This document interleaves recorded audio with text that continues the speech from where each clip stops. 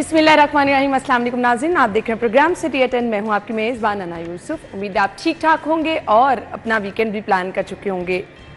Saturday के दिन की सबसे अच्छी चीज़ ये होती है कि आपको पता होता है कल छुट्टी है, एक अलहदा से खुशी भी होती है और आप अपना वीकेंड भी प्लान करोगे। खैर, वीकेंड प्लान करने के साथ साथ कुछ चीज़ों की प्लानिंग करना टाइमली बहुत ज़रूरी होता है। जैसे अभी हमने कल खासी डिटेल में बात की स्मॉग के हवाले से, क्या प्लानिंग की गई है वो तो कुछ नहीं की गई, लेकिन आप अपने तौर पे कुछ ना कुछ प्लानिंग कर सकते हैं। डेंगू केसेस शहर में जो है वो बहुत बड़ी तादाद में सामने आ रहे हैं। सो आगे बारिशों की भी प्रेडिक्शन है। सो आपको क्या करना है जी, आपको अपने घरों में आसपास बहुत ज़्यादा ख्याल रखना है। बच्चे जो स्कूल से आते हैं उन्हें फुल स्लीव्स वाली शर्ट पहनाएं और बहुत ज़्यादा ज़रूरी है छोटे बच्चों की बहुत ज़्यादा केयर कीजिए। अलबत्ता केसेस जो हैं वो 24 घंटों के दौरान बढ़ते चले जा रहे हैं और वैसे कुछ मौसम में तब्दीली हो रही है। हर कोई शिकायत कर रहा है कि जिस्म में दर्द है, हल्का फुल्का बुखार हो रहा है। सो इसमें एहतियात बहुत ज़रूरी है। मोहतात रहें। डेंगू के साथ साथ मलेरिया के केसेस भी रिपोर्ट हो रहे हैं, तो अपने इर्द गिर्द माहौल को साफ़ सुथरा रखें। शाम के औकात में कोशिश ये कीजिए कि दरवाजे खिड़कियाँ, क्योंकि मैं खुद आजकल यही करती हूँ कि मौसम में कुछ ऐसी शाम होती है, लगता है मौसम बेहतर है, दरवाजे खिड़कियाँ खोल दे, बड़ा अच्छा सा खुशनुमा सा एहसास होता है। लेकिन मगरिब के टाइम कोशिश ये कीजिए कि दरवाज़ों को बंद रखें, क्योंकि मच्छर कमरे में और घरों में एंटर हो जाता है। सो ये बहुत कुछ चीज़ें हैं जिनकी आपने केयर करनी है। बाकी अल्लाह ताला सबको महफूज रखे। हमने प्रोग्राम का आगाज़ खबरों से करना है। 11 बजे हमारे मेहमान करेंगे और इसके साथ साथ आपकी बर्थडे भी विश करेंगे। हमारे सीनियर रिपोर्टर्स हमारे साथ मौजूद हैं। हमारे साथ कैसर खोकर साहब और वकास अहमद मौजूद हैं, जिनसे हम आज की खबरों को तफसीली डिस्कस करेंगे। अच्छा जी, आज की पहली खबर की तरफ चलते हैं। अस्सलाम वालेकुम जी।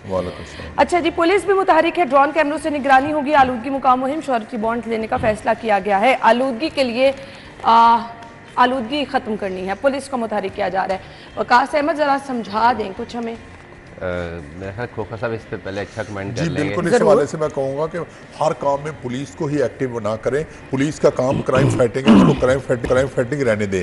ये काम जो शहरियों को मुतर्रक करने की बात है कि शहरियों को मुतर्रक करें, शहरियों को आगाही मुहिम दें और शहरियों को जो ना पम्फलेट सड़कों पर तकसीम करें और इस हवाले से आगाही वाक करें और इस हवाले से मीडिया में कंपेन चलाएं, ताकि शहरी जो है जब तक वो आगाही मुहिम में मुतासर होकर आलूदगी के काबू पाने के इक़दाम नहीं करेंगे, पुलिस कुछ नहीं कर सकती। पुलिस को तो डाकू नहीं पकड़े जा रहे, पुलिस से चोर नहीं पकड़े जा रहे, तो पुलिस ने आलूदगी को क्या मचाना है? पुलिस इस काम के लिए नहीं रहेगी कि पुलिस आलूदगी, हर काम के लिए पुलिस बुला ली जाएगी, हर काम के लिए पुलिस बुला लो। पुलिस का क्या काम है? पुलिस का काम जो पुलिस वाला पुलिस को काम करना देना चाहिए, ये महकमा ट्रांसपोर्ट का काम है। महकमा ट्रांसपोर्ट, महकमा माहौलियात का काम है, वो काम ये करे। और गाड़ियां जो आलूदगी पैदा करती हैं उनको पकड़े, या जो घरों में जो या फैक्ट्रियों में जो या भट्टे जो है वो जो आलूदगी पैदा करते हैं उनको पकड़े।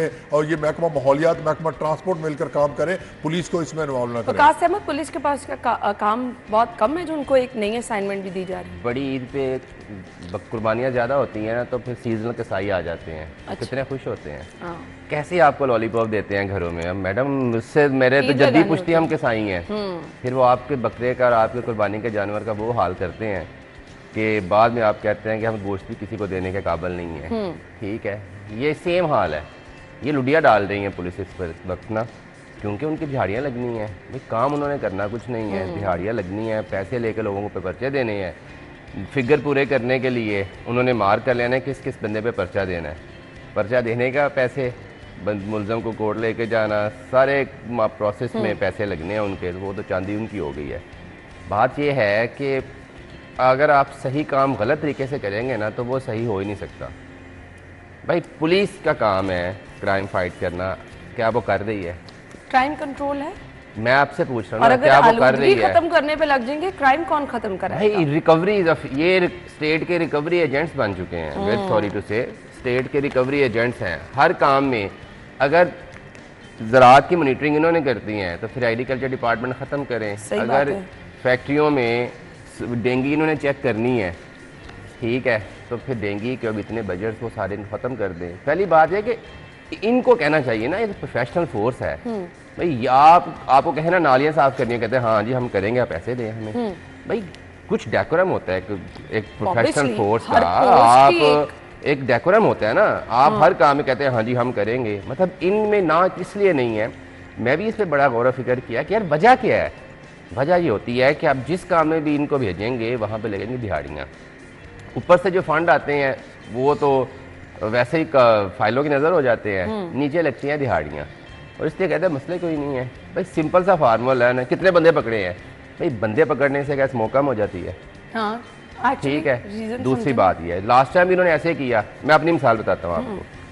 मेरे वाल साहब के पकड़ के ले गए कि जी आप पे ना आपने बाकियात जलाई हैं। अच्छा। तो कहते हैं अंकल जी वो आप ना बस आईडी कार्ड दे दें, FIR करके आप घर चले जाएं, तो बस कल हम आपकी बेल भी खुद करवा देंगे। तो बड़ा प्रेशर है ना हमें, तो थोड़े से बस पैसे में खर्चा दे दें। मैंने कॉल की, मैंने कहा भाईजान किस चक्कर में? उन्हें नहीं, ये नहीं हो सकता, और जी अब छोड़ देते हैं। अभी छोड़ दिया, मुझे हमें छोड़ा, किसी और को पकड़ लिया। ठीक है।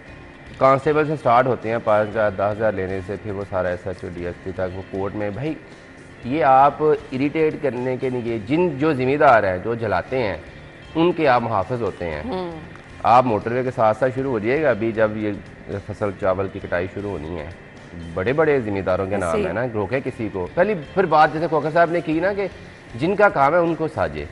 भाई आपका जो काम है आप वो इज़्ज़त एहतराम से कर लें, लोग आपसे मुतमईन, आप कहें जी हमारा जो मैंडेट था हम वो कर रहे हैं। और एक्स्ट्रा ड्यूटी तो खोखर साहब किसी को तब सौंपी जाती है ना जब आप अपनी बीट बहुत अच्छी तरह से कर रहे हैं। बिल्कुल। आप उस पे काम करें ना, तो आपको कह दें जी आपने जी बिल्कुल, पुलिस से पुलिस वाला काम तो हो नहीं रहा। आप देखें सड़कों पर जाए तो क्राइम बहुत ज्यादा है, लॉ एंड ऑर्डर की सूरत आपके सामने है, चोरी डकैती की वारदातें बढ़ गई हैं, कार स्नैचिंग की वारदातें बढ़ गई हैं, घरों में लोगों के दहलीज पर खड़े होते हैं तो आकर मोबाइल छीन कर ले जाते हैं। स्ट्रीट क्राइम का आपके पास जो डाटा है वो आपके सामने है। कत्ल डकैती जो बड़ी क्राइम है वो तो बहुत ज़्यादा हो रहे हैं, और शहर में लॉ एंड ऑर्डर की सूरत लॉलेसनेस है, और असला जो है नजायज़ असला आम मिलता है, जहाँ मर्जी पैसे दो, जो मर्जी रॉकेट लॉन्चर बेशक ले लो, लेकिन पुलिस जो है ना वो कुछ भी नहीं कर रही, सिर्फ पेट्रोल खर्च कर रही है, सड़कों पर गश्त कर रही है, तो बाकी जो ना दिहाड़ी लगा रही है पुलिस। तो पुलिस को अब इस पर काम पर लगा दिया जाए कि वो जनाब के वो फसलें की बाकियात जलाने वालों पर को पकड़े पुलिस। तो महकमा माहौलियात ने फिर क्या करना है? माहौलियात बंद करना। कैमरों से निगरानी हो सकती है। मैं आपको एक चीज़ बता दूं ना, ड्रोन कैमरा एक गैजेट है ना, आपका काम आसान करता है। तो एक ड्रोन कैमरे ने कोई आपको कोई वो कम करके तो गारंटी तो नहीं देनी ना। मतलब आपने एक ऐसा पब्लिक को ऐसा बेवकूफ़ बनाया हुआ है कि जी हमने ड्रोन कैमरे ले लिए हैं। भाई आपको पता नहीं है, यहाँ तो आप माउंट एवरेस्ट का इलाका है ना लाहौर में, तो वहाँ पे जी हम जा नहीं सकते ऊपर क्या हो रहा है। हाँ, बिल्कुल ऐसे। ठीक है। और फिर बात ये है कि अभी हम पहले भी डिस्कस कर रहे थे ना कि जब सर्दियाँ आनी हैं तो फिर हम इस पे शुरू हो जाना है। भाई पिछले 3-4 साल से तो अदालत लगी हुई है इस पे कि कुछ कर लें। आप ये देखें पिछले साल से और अब आज में कितनी फैक्ट्रियों को जो अभी तक भी लकड़ी पे या कोयले पे अपना काम कर रही है उनको रिप्लेस करवाया गया है, किसी को नहीं। अभी मैं खबर पढ़ रहा था, उसमें लिखा हुआ था कि वो सेक्रेटरी एग्रीकल्चर कह रहा था कि शायद 600-650 सुपर सीडर जो हैं वो दिए गए हैं। भाई ये वे आउट है। आप टेक्नोलॉजी लेके आएँ, किसानों को दें, आम करें, एक्सेसिबल बनाएं, लोग खुद ब खुद कर ले जाएंगे। जब ये हम पूछते हैं ना किसानों से कि भाईजान आपकी प्रॉब्लम क्या है, वो कहते हैं कि हमें बताएं कि इन बाकियात का क्या करें। सही, कुछ है ही नहीं है मार्केट में, जो मशीनरी इक्विपमेंट है वो आम किसान की पहुंच में ही नहीं है। ठीक है। तो ये बात फिर वहीं पे आ जाती है ना कि ये वो शोर शराबा है, बड़ा जी हम बड़ा काम कर रहे हैं जी, बड़ा काम कर रहे हैं जी, बड़ा। भाई क्या काम कर रहे हैं? पिछले साल से और आज के साल से कंपैरिजन कर लें। सिर्फ एक बीच में चीज मेंशन की गई है कि जी दरख्त ना काटे जाएं, किसी भी तरक्याती मंसूबे के। दरख्त ना काटना या दरख्त काटना कानून के मुताबिक जुर्म है ना, इसलिए है। तो पूछे ना जो रिस्पॉन्सिबल है, जो अदारे रिस्पॉन्सिबल है, कटाई हो नहीं रही पंजाब में, इतने दरख्त हैं। अभी ये जो फैक्ट्रियों में जिन फैक्ट्रियों में अभी भी लकड़ी से आग जलाई जाती है, वो दरख्त कहाँ से आते हैं? वो स्मगल तो नहीं हो रहे ना, ये पंजाब से यहाँ नहीं, कश्मीर से वहाँ से आ रहे हैं। तो इसका मतलब है कि एक पैरेलल माफिया काम कर रहा है, और आप सिर्फ आवाम को तसल्ली और नई मीटिंग फंड के लिए जी बड़ा हम काम कर रहे हैं। मैं एक सिंपल सा कहता हूँ, पिछले साल से और इस साल से कंपैरिजन करने के भाईजान ये ऑन ग्राउंड हमने तब्दील किया। इतनी फैक्ट्रियाँ थी, सील नहीं कि हमने उनको मुतबादल पे एक फैक्ट्री को आप सील कर देते हैं तो हल है, कोर्ट उसको बेल आउट कर देगी। लेकिन पिछले साल से अब इस साल में और पिछले मंथ इस साल में आपकी कारकर्दगी क्या थी वो भी जरूर। अच्छा फिर एक और छोड़ दें, बाकी पंजाब तो छोड़ देना, वो तो वैसे ही यतीम है ना। ये वाल्टन रोड डस्ट नहीं फैला रहा क्या? अभी भी आप अगर 1950 की कंस्ट्रक्शन स्टाइल पे काम कर रहे हो तो आप कहते हैं शहर में आलूदगी ना हो, एक रोड बता दें जहाँ पे कंस्ट्रक्शन हो रही हो, अगर इवन कंस्ट्रक्शन ना भी हो, सिर्फ 10-12 रोड छोड़ के इस शहर के, बाकी वैसे ही डस्ट होती है, वैसे ही गंद है। आपकी ट्रैफिक देखें ना, ट्रैफिक इतनी ज्यादा है, आप पीक आवर्स के अलावा भी जहां कहीं चले एक ना गैजेट होता है जिससे बेसिकली गाड़ियों का जो धुआं छोड़, वो गाड़ी क्या ये वायबल है रोड पे आने के लिए कि नहीं, तो वो ये वो फिटनेस जी, बिल्कुल, सर्टिफिकेट की उसके जिसकी लिए बात की फिटनेस जाती है सर्टिफिकेट ना, नहीं, वो जो एक हालात है गैजेट वो होता है मांगने के लिए जो बेसिकली। महकमा ट्रांसपोर्ट ने 175 मिलियन मांगा है महकमा वो खजाना भी से, है नहीं और हमारे। पीएनडी ने उसकी एडवाइस जारी कर दी है कि 175 मिलियन जो है ना महकमा ट्रांसपोर्ट को दिया जाए, ताकि गाड़ियां जो वो इस्तेमाल धुआं हो छोड़ने जाएंगी, वाली जो फोकस गाड़ियां होती है सड़कों पर आए तो उनको चेक किया जा सके कि कौन सी गाड़ियां धुआं छोड़ने वाली हैं, कौन सी नहीं है। तो उसके लिए वो आलात जो है वो महकमा ट्रांसपोर्ट खरीद रहा है। चलिए देखिए मैडम जब- अभी फिर पता क्या देखें, अभी भी लाहौर में भी इवन 1960, 70, 80 मॉडल गाड़ियाँ, बसेस, गाड़ियाँ चल रही हैं ना भाई। क्या आपको मुझे शौक होता है? प्रॉब्लम ये है कि जब आप गवर्नमेंट अपने लिए लेटेस्ट मॉडल की मर्सिडीज और BMW और V8 खरीदती हैं ना, तो अगर ये सोचे ना यार कि वकास मैंने अहमद बैटरीज वाली टैक्सी आ रही है, मैं आपको अगर पता है अब ना? वो आ रही हैं, वो फिर जब देखा CM साहिबा जाएगा ने फौरी तौर पे ये कह दिया। चाइना का विजन है कि हमने 2030 तक पाकिस्तान में 30% इनकी जो यूजेज है ना उसको हमने अपनी गाड़ी इलेक्ट्रिक लेके आनी है। ये उनका विजन है, हमारा नहीं है। मैं ये कहता हूँ, आप कहते हैं कि ये गाड़ियाँ धुआं छोड़ती हैं, भाई सारी गाड़ियाँ बंद कर दें, निकाल दें, पब्लिक को आने जाने के लिए कोई वे अबाउट बता दें। आपके नहीं, पास वो तो कुछ है ही possible नहीं इतनी जल्दी है नहीं तो है। फिर बताएं ना। आप पहुंच गए फिर मैं बताता ना, दुनिया अगर आज टांगे को एज अ एंटरटेनमेंट के लिए और टूरिस्ट अट्रैक्शंस के लिए इस्तेमाल कर रही है, तो आपने यहाँ पे चला दे माल पे मैं चला दें कि गाड़ियाँ कम आगे हों। जाने के बजाय पीछे जाने की वजह से बातें कर रहे हैं। खैर अब देखना ये है कि किस तरह से जो है ये तमाम चीज़ें, ये जो श्योरिटी वो ऑन कैमरों से निगरानी की जाएगी, ड्रोन कैमरों से। सिर्फ और सिर्फ जो मकसद है ना वो किस हद तक अचीव किया जा रहा है देखना ये है। सो 1-1.5 महीने में कारकर्दगी देख लें, स्मॉग भी देख लीजिएगा और इनकी ये कार्रवाइयाँ भी देख लीजिएगा। चलें अब तो नई एडिशन की जा रही है ना, उसके बाद देखें कि स्मॉग की क्या सूरत हाल रहती है। कुछ किसी से ढका छुपा नहीं रहेगा। हम ब्रेक के बाद आते हैं हमारे साथ रहिए।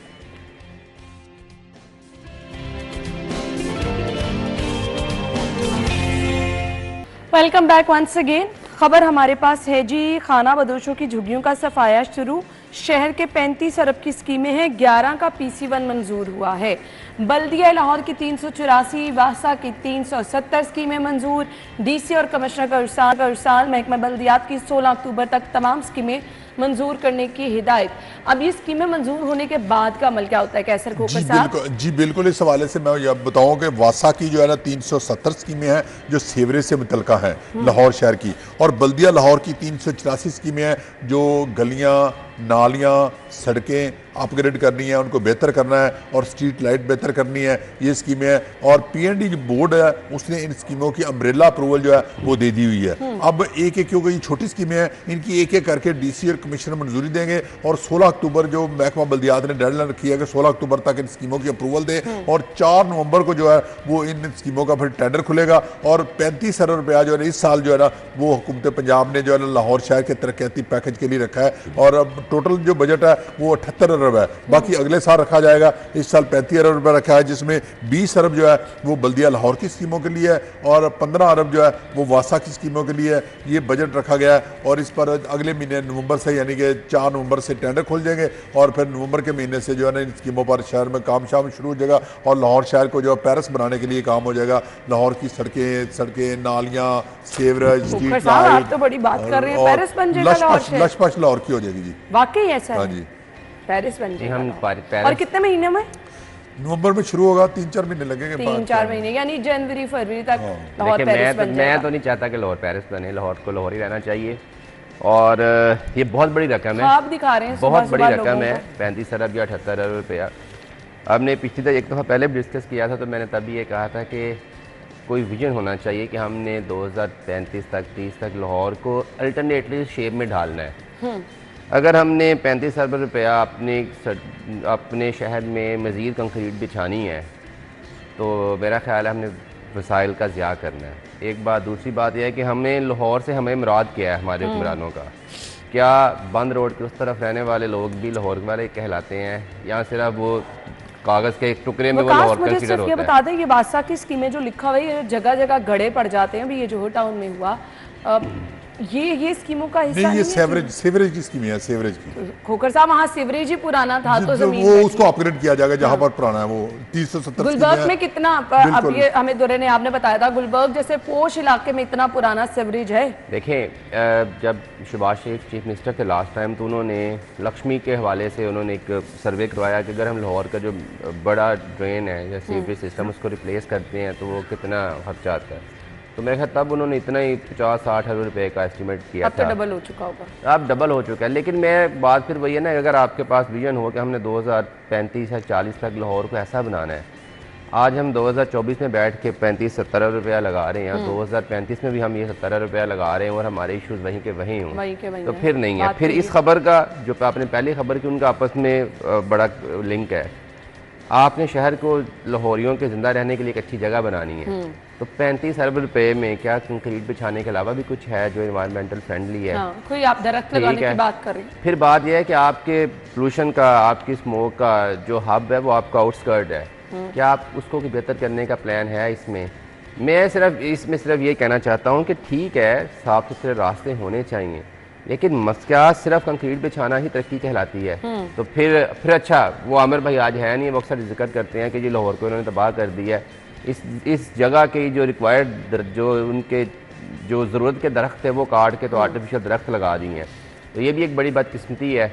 और मैं 35 अरब में पता नहीं अब ये आर्टिफिशियल दरख्त उसके कितने होंगे, छोटे छोटे वो बनावटी जो दूर से अच्छे लगते हैं कलर तस्वीरों के लिए, लेकिन हकीकत में वो कुछ भी हमें इस शहर को दे कुछ नहीं रहे। तो मेरी तो बस गुजारिश है कि जी जो भी प्रोजेक्ट बनाएं, जो भी प्लान बने, उसमें ना 10-20 साल का आगे विजन होना चाहिए। हाँ, यार अगर हम 35 अरब रुपया लगा रहे हैं, 35 अरब रुपया, कि जो गुलबर्ग जोन में 30 से ज्यादा झुग्गियों का खात्मा, इनका ऑल्टरनेट क्या है? तो अच्छा, ये दो तरह के हैं, ये दो तरह के हैं। शहर में कुछ बड़े जो लैंडलॉर्ड्स हैं या लैंड माफियाज हैं, उन्होंने कब्जा करने के लिए इनको बिठाया होता है, ठीक है, और आधे ज़्यादा शहर में ये वही लोग होते हैं जिनको बिठाया जाता है, फिर इनके जाली ID कार्ड बनाकर वोट लिए जाते हैं। ये एक अलहदा फिनोमिना। और ज़िले इंतज़ामिया की सूरत हाल ये है कि आपको टाउनशिप में, वाबडा टाउन में, ये UET सोसाइटीज़ में, गुलबर्ग में, गुज्जरपुरा में भैंसें नहीं है, ठीक है। तो अभी वो कह रहे हैं कि हमने इन पैसों से, ये भी शामिल है, वो पूरी खबर में आप पढ़ेंगे तो 35 अरब में ये भी शामिल है, हमने भैंसें निकालनी है। तो बात फिर वहीं पे आ जाती है ना कि अगर आप खाना, वो कहते हैं हम मुतबादल उनको पॉइंट्स दे रहे हैं, अच्छी बात है अगर उनको मुतबादल पॉइंट्स दे दें तो, लेकिन बात फिर वही है ना कि अगर 35 अरब रुपए का काम हो ना शहर में, मुझे तो शहर बता दें, इतने पैसों से जो शहर के बड़े मसाइल हैं, चाहे वो सीवरेज के हैं, चाहे वो सड़कों के हैं, चाहे वो छोटी छोटी लोगों के मसाइल हैं, गली मोहल्लों के, हल हो जाएंगे? मैडम, दुनिया में मुझे एक शहर ऐसा बता दें जिसने वन गो में सारा कुछ बदल दिया हो। लोग विजन के साथ चलते हैं कि यार ये हमारे इश्यूज हैं, आज हमने ये करने हैं, कल हमने ये करने हैं, परसों हमने ये करेंगे और 2-10 साल के बाद हम सारे इश्यूज खत्म कर लेंगे। पिछले 12 साल से मैंने तो सहाफत करते हुए ये नहीं देखा कि कोई ऐसा मास्टर प्लान हो लाहौर का जिसमें ये हो कि हमने 20 साल बाद लाहौर को कहाँ लेके जाना है। ऐसे ही ठीक है, होता यहाँ पे ये है कि आज सड़क बनती है, 3 महीने बाद उसकी खुदाई शुरू कर देते हैं, यार ये सही नहीं बनी, हमने दोबारा बनानी है, ठीक है। तो चले ये देखिए 35 अरब हैं, 11 कंक्रीट चले, अब ये कहाँ जाता है और फिर इसका शक्ल क्या बाहर निकलती है, लाहौरियों को इसका फायदा क्या पहुंचता है? ब्रेक के बाद आएंगे हमारे साथ।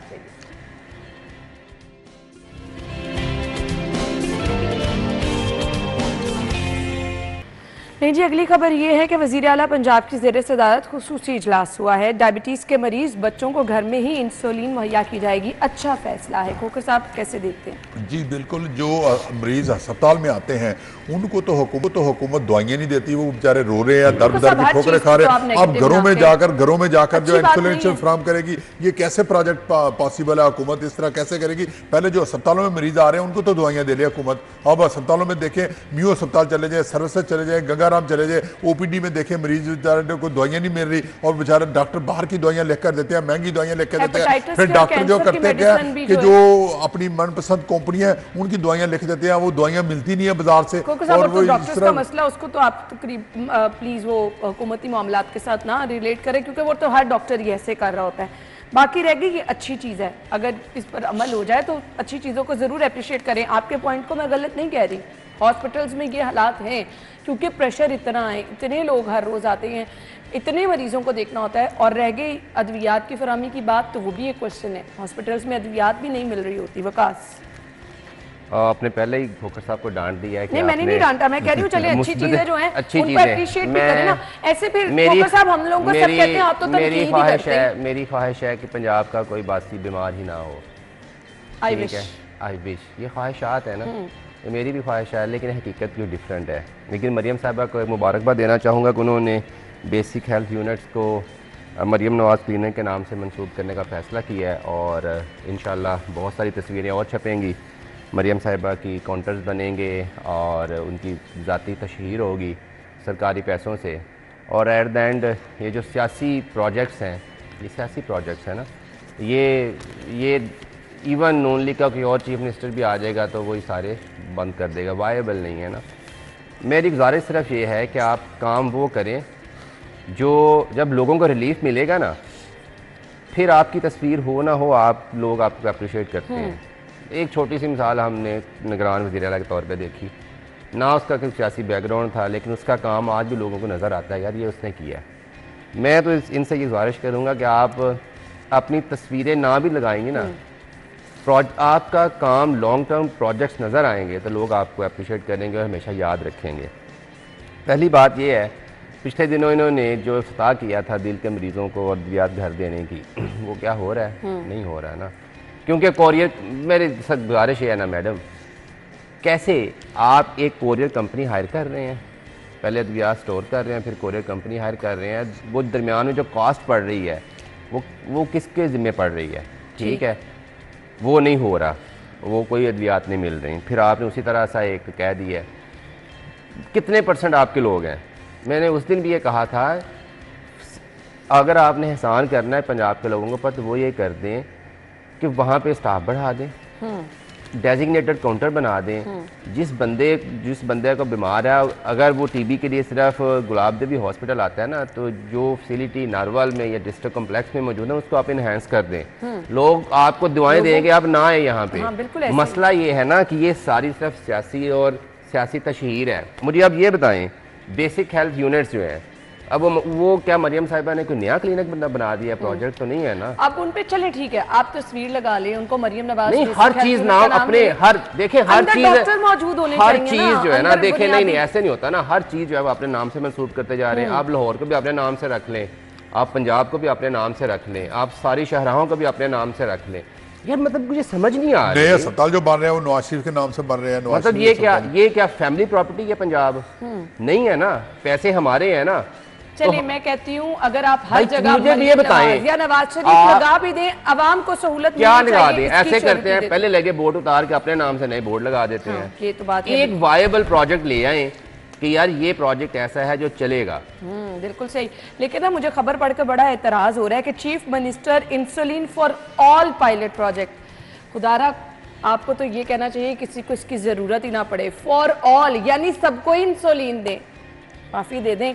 हमें तो कुछ इस तरह की इनिशिएटिव लेने चाहिए कि काम करने होते हैं ना, मैं बताता हूँ, जब काम करने होते हैं, आपकी पोलियो वैक्सीनेशन और फासिटी का जो चल रहे हैं ना, अगर आपने निश्चितन काम करना हो कि यार मुझे ये कंसर्न नहीं है कि मरियम नवाज की तस्वीर लगे ना लगे, लेकिन मैं ये चाहती हूँ कि पंजाब के बच्चों को ये इंसोल्यूशन, ये मेडिसिन पहुँच जाए, पहले तो हमें, तो फिर आपकी जो टीमें ऑलरेडी मौजूद में है, ऑलरेडी है ना, बच्चों को हिफाजती इंजेक्शन लगते हैं, यार उनके साथ कोलैबोरेट कर लें, आपकी उनको एक्स्ट्रा पे कर दें कि भजन याद करें, कुछ अवेयरनेस पे काम करें, बच्चों में ये आया ये क्यों हो रही है, इसका सदेबाप करें, इसकी रोकथाम करें, प्रिवेंशन, और उसके बाद फॉर ऑल वाला वर्ड हटा दे प्लीज। हम नहीं चाहते कि किसी के भी बच्चे को इंसुलिन की जरूरत पड़े।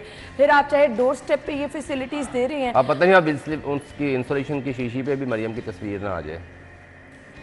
ये तो वो मैं कहती हूँ चले तस्वीरें लगा लें, आवाम को अगर फैसिलिटी मिल रही है ना, डोर स्टेप पे एक सहूलत मिल रही है ना, तो उससे बेहतर कुछ नहीं। मतलब अब आप ये कह रहे हैं कि ये जो बेसिक हेल्थ यूनिट है, इन्हें मरियम नवाज क्लिनिक का दर्जा देने का जो है वो BHU को मरियम नवाज हेल्थ क्लिनिक का दर्जा दिया जाएगा।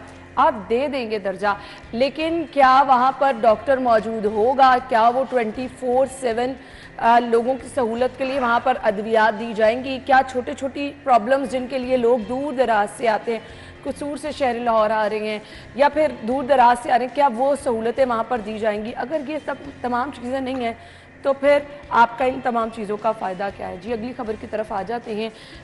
प्लास्टिक बैग्स जो हैं वो खुलेआम इस्तेमाल हो रहे हैं और ये माहौल के लिए कितने ज़्यादा खौफनाक है। अच्छा, दूध, दही, बहुत सारे हम अक्सर लोगों को देखते हैं, खाने की चीज़ें, इवन गर्म चीज़ें होती हैं, कोई सालन वगैरह, वो भी शॉपिंग बैग में डाल कर लोग लेके आ रहे होते हैं। पाबंदी है इस पर, बहुत सारे लोग, हालांकि हम पैसे दे के अब शॉपिंग बैग्स खरीदते हैं, बहुत सारे मॉल्स में चले जाएं, बहुत सारे स्टोर्स पे चले जाएं, हम लोग पैसे दे के खरीदते हैं, चले इस पर भी चले हम कॉम्प्रोमाइज़ कर लेते हैं, लेकिन बावजूद इसके जो खाने पीने की चीज़ें, सबसे बड़ी अलार्मिंग सिचुएशन है वो इस्तेमाल हो रही है। वकास अहमद, ये पुलिस को दे ना, ये भी जिम्मेदारी, तो पुलिस सही करवा देगी। ठीक है, अब ये किसकी रिस्पॉन्सिबिलिटी है? मतलब ये तो कितने साल पहले हाई कोर्ट ने कहा था कि प्लास्टिक बैग जो है बैन करने चाहिए, कैंपेन्स भी इस पे तरीके। अच्छा ठीक है, आपने एक चीज़ मार्केट से उठा ली, अल्टरनेट आपने कहा कि शॉपिंग बैग प्लास्टिक वाले, कागज़ वाले आने चाहिए। अच्छा, उनकी आप लूट मार देखें, पैसे देने पड़ते नहीं, अब वो 40-50 रुपए का एक बैग आपको चार्ज कर रहे हैं, उसकी कॉस्ट जो है वो 10-20 रुपए है। मतलब ये भी तो ये इदारों महकमों की जिम्मेदारी है ना कि मुतबादल उनको बताएंगे, तो आप सब्सिडाइज करें कि हम तो लोगों को इनकरेज कर रहे हैं कि यार हमने तो ये प्लास्टिक के बैग निकालने हैं तो इसलिए हम आपको कर रहे हैं। फिर यह कि प्रोडक्शन कहाँ पे हो रही है, लेबर वालों को, इंडस्ट्री वालों को नहीं पता। तो जब एक चीज़ प्रोडक्शन हो रही है ना तो वो भी आ जाएगा। जहर बनता है ना, इस जहर बनता है ना तो वो इस्तेमाल कहीं ना कहीं हो जाएगा। ठीक है, गंदम वाली गोलियां बनती हैं गंदम के लिए, वो भी लोग खा के खुदकुशी कर लेते हैं। तो सेम ये है, जब तक प्लास्टिक बैग बनेंगे, वो डिस्ट्रीब्यूट होंगे तो उसमें चीज़ें आपको नज़र आएंगी। ठीक है, चले आप कहते हैं कि आप मुकम्मल तौर पर इसको वाइप आउट नहीं कर सकते, तो कम अज़ कम लोगों को यही इनकरेज कर दें, यही इनकरेज कर दें कि जब वो डिस्पोज ऑफ करते हैं तो वो गली मोहल्लों में, नालियों में ना फेंके, वो किसी एक साइड पर रख लें ताकि सीवरेज भी बची रहे हमारी और वो उनको रीयूज़ भी हो सके। तो मैं तो फिर कहता हूँ कि अगर कोई नहीं कर रहा है, एनवायरनमेंट वाले नहीं कर रहे, कुछ लेबर वाले नहीं कर रहे, तो पुलिस को दे दें, पुलिस देखें कैसे बंद करवाती है। जी बिल्कुल, इस हवाले से हुकूमत को चाहिए कि इस पर सख्ती से अमल कराए। प्लास्टिक बैग जो है हुकूमत ने पाबंदी लगाई हुई है, लेकिन दुकानों पर वो जो सामान है वो प्लास्टिक बैग में पैक होकर लोगों के घरों में जा रहा है और लोगों को वो तकसीम भी कर रहे हैं खुलेआम। इसके लिए लेजिस्लेशन की ज़रूरत है कि इसके लिए लेजिस्लेशन की जाए और इसके लिए असम्बली में बिल पास किया जाए और इसको ममनू करार दिया जाए और इसको जुर्म करार दिया जाए। फिर इसके बाद जो खिलाफ वर्जी करता है उसको पकड़ा जाए और सिर्फ उसको ना पकड़ा जाए बल्कि जिस दुकान से ये खिलाफ वर्जी होती है उस दुकान को सील किया जाए। जब सख्त हाथ आप डालेंगे तो फिर इस पर अमल शुरू होगा, फिर लोग अमल करेंगे, वरना सीधे आप अपीलें करते रहेंगे, आगाही मुहिम चलाते रहेंगे, लोग अमल नहीं करेंगे। पुलिस को देने से ये भी टास्क दे दीजिएगा। ब्रेक के बाद आएंगे अगली खबर की तरफ, हमारे साथ रहिए।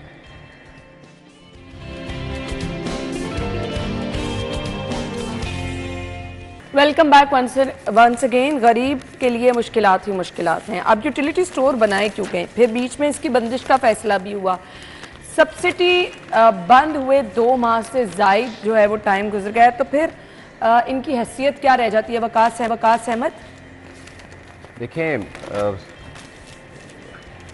फिर आप कहेंगे कि कोई अच्छी बात आप करते नहीं हैं, हम क्या करें, अब खबरें ऐसी आप मार कर लेती हैं। जब आपके सियासी प्रोडक्ट्स होते हैं ना, फिर आपके पास डाटा भी आ जाता है, फिर आप उसका एग्जीक्यूट भी कर लेते हैं, फिर आप उसकी ऐसी तशहीर करते हैं कि बंदा फैंटिसाइज हो जाता है ना।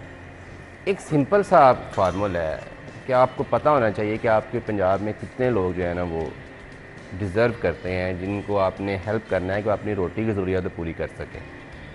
आप अगर आपने यूटिलिटी स्टोर नहीं रखने, तो जैसे आप हिम्मत कार्ड और फलाना कार्ड बना रहे हैं, उनको उस इवज़ सब्सिडाइज के पैसे उनको दे दें, वो किसी भी स्टोर से जाके आप ले लें। लेकिन क्योंकि मकसद फैसिलिटेट करना तो है नहीं है, मकसद तो सियासी तशहीर और सियासी पॉइंट स्कोरिंग है, तो इसलिए जाए जहन्नम में। आप जितनी मर्ज़ी सब्सिडीज़ दे देंगे, वहाँ पे अगर लोग फैसिलिटेट हो जाएंगे तो वो तो वैसे नज़र नहीं आना ना बोरी पे वहाँ पे मरियम साहब एक तस्वीर आनी है, क्योंकि उन्होंने कहना ये तो फेडरल अदारा है। जब आवाम की सहूलत की बात आती है तो फिर ये सूबों और वफाक के तनाज़त भी आ जाते हैं। ठीक है, फिर बहुत सारे और भी इशूज़ आ जाते हैं। तो अगर सब्सिडीज़ रमज़ान में भी मिलती है ना, कई दफ़ा ऐसे हुआ है, ख़ुद आप मैंने चेक किया है कि मार्केट से भी चीज़ें महंगी मिल रही होती हैं। मतलब लावारिस महकमा है वो, तो अब सिर्फ ना वो फार्मेलिटी रखी हुई है क्योंकि फेडरल आ रहा है, वो एम्प्लॉइज़ डिमांड करेंगे अगर हम इनको फारग भी कर देते हैं तो। ये है सिर्फ, और कोई फैसिलिटी उसकी नहीं है। और मेरा ख्याल है गरीबों को अपना ये सीख लेना चाहिए कि उनको सब्सिडीज या कोई सहूलत वहाँ से नहीं मिलनी, मुतबादल सोच ले। सब्सिडी जो है ना सिर्फ यूटिलिटी स्टोर पर नहीं होनी चाहिए, बल्कि हुकूमत को चाहिए कि आम जो गली मोहल्लों में जो जनरल स्टोर, जो गली मोहल्लों में जो जनरल स्टोर है या डिपार्टमेंटल स्टोर है या सब्जी की दुकानें हैं, वहाँ पर सस्ती चीजें हुकूमत इंश्योर करे। चलो सस्ती चीजें नहीं कर सकती तो जो गवर्नमेंट के जो रेट है उसके मुताबिक जो है उनकी सेल जो इंश्योर करे, और ताकि हर बंदा पहुंच सके। अब देखिए यूटिलिटी स्टोर पर आप महीने में कितनी दफा जाती है, आप यूटिलिटी स्टोर पर कितनी दफा महीने में जाती है, लेकिन आपका जो गली मोहल्ले में जो स्टोर है या सब्जी वाला है या रेडी वाला, आप उसके पास तो रोजाना जाती होगी। इसलिए हुकूमत को चाहिए कि वो जो गली मोहल्लों में जो बने हुए स्टोर है, जो जनरल स्टोर है, वहां पर जो है ना वहाँ गवर्नमेंट के रेट के मुताबिक इंश्योर करे, ताकि लोगों को सस्ती और महंगी चीजें मिल सके। जो हो सकता है सब्सिडी है वैसे, साहिबान सब्जियों की कीमतें तो कंट्रोल नहीं कर पाते, आप पूरी की पूरी सब्सिडी की बातें करें। सब्सिडी है वैसे, कहाँ है जो एग्जीक्यूटिव क्लब है ना इस मुल्क के, सही क्या वहाँ पे है कंट्रोल रेट है। खबरदार किसी की वो कोई महंगी चीज़ वहाँ पे आपको दे दे, क्योंकि वो लोग डिज़र्व करते हैं, नहीं है उनके पास पैसे, नहीं है उनके पास माली वसाइल। तो मेरा ख्याल अब एक ही हाल पीछे बचा है कि आप गरीबों को ये कहें कि आप ये जो जहन में रख के सोच जाते हैं ना कि हॉस्पिटलिटी स्टोर से हमें सस्ती चीज़ मिल जाएगी, इससे बेहतर है आप थोड़ी सी कम खा लें, एक वक्त का खाना महंगा खा लें, यहाँ से कुछ नहीं मिलना। बहुत सारे जो फलाही काम हो रहे हैं ना, अगर मकसद सिर्फ हो कि हमने इस सूबे की आवाम को फैसिलिटेट करना है, फिर तो बहुत सारे वे आउट हैं। ठीक है, फिर तो आप उनको कैश इन हैंड में भी फैसिलिटेट कर सकते हैं, और मेरे ख्याल ये बेहतरीन ऑप्शन है। लाइनों में खड़े करने से पहले उनके अकाउंट्स में उनके आईडी कार्ड पे पैसे डिस्पर्स कर दें, वो लोग निकाल लें। आप एक एस्टिमेट कर लें कि यार बेसिक नेसेसिटी जो है जिसमें घी, आटा, चावल है, इसके लिए इतना ज़रूरत बनती है, तो ये सरकार उनको फैसिलिटेट कर सकती है। तो ये जिन चीज़ों की आप बेसिक नेसेसिटीज़ की बात कर रहे हैं ना, ये यूटिलिटी स्टोर पे चल जाएं तो दर्जा सौंग चहारन के आपको वहाँ पर घी ऑयल पड़े मिलेंगे, जिनका नाम भी आपने कभी नहीं सुना होगा। और ये चीज़ें तो वहाँ पर बुनियादी चीज़ें ज़रूरत की तो होती नहीं, दाल चना जो बुनियादी ज़रूरत है, जो मतलब हर कोई बना सकता है। आपको मज़े की चीज़ बताऊं, होती वहाँ पे रमज़ान पैकेज आता है, वो पैकेज नहीं आता, वो हुक्मरानों की तस्वीरों बेसिकली आती हैं वो नए पैकिंग पे, वो चेंज होता है हर साल कि अगर वो कोई हुक्मरान बदल जाता है तो फिर उनके तस्वीरें बदल जाती हैं, बाकी तो कुछ नहीं बदलता।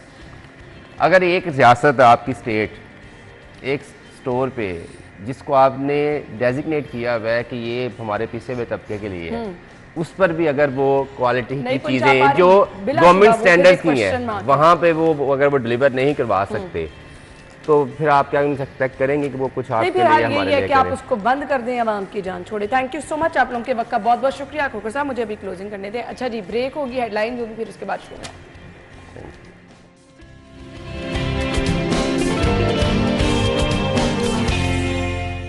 Welcome back once again. और आजकल हर किसी का एक ही सवाल है, वो ये है कि खूबसूरत लगना है जी, खूबसूरत दिखना है, और हमने खूबसूरती का जो पैमाना है वो गोरा रंग बना दिया है। बहुत सारे लोगों के रिश्ते इस वजह से रिजेक्ट हो रहे हैं। ऑनेस्टली स्पीकिंग ये सब हो रहा है, आज के दौर में ये सब हो रहा है। अब इसके लिए लोग क्या करते हैं, तगोदो करते हैं, भाग दौड़ करते हैं कि रंग गोरा किसी तरह से कर लें। अब एक तो रंग गोरा वो होता है ना कि आपके मुंह का रंग गोरा है, आपके हाथ पैर किस तरह के कोई लेना देना नहीं। अच्छा जी, अब वो लोग जो थोड़े से पैसे लगा सकते हैं वो क्या कर रहे हैं जी, रंग गोरा करने के लिए ड्रिप्स लगवा रहे हैं, इंजेक्शंस लगवा रहे हैं, मेडिसिन खा रहे हैं। अब ये वाला गोरा रंग क्या वाकई रंग गोरा रहता है?